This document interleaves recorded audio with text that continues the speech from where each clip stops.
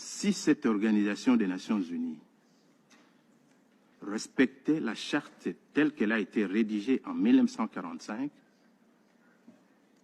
le Rwanda, qui a envahi le territoire d'un autre pays, ne serait peut-être même pas admis à s'asseoir à côté de nous ici aujourd'hui.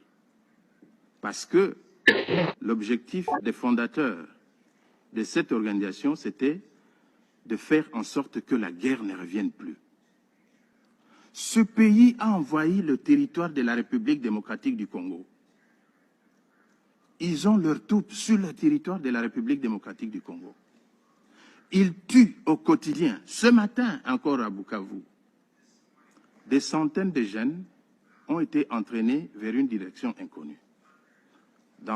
Toujours dans la logique de l'épuration, des massacres des populations civiles congolaises. Mais ils ont peur de la haine, c'est-à-dire le discours de haine. Vous parlez du discours de haine, vous qui êtes sur le territoire d'un autre pays, en train de massacrer les populations et les tuer, vous osez parler du discours de haine. Donc vous avez peur du discours de haine pendant que vous êtes en train de massacrer des populations d'un autre pays sur son territoire, avec armement et avec tout. Même la MONUSCO a souffert de pertes en vies humaines par le fait du Rwanda.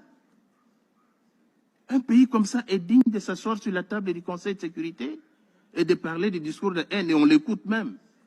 Que vaut un discours de haine par rapport à des milliers de massacres commis sur le territoire de la République démocratique du Congo?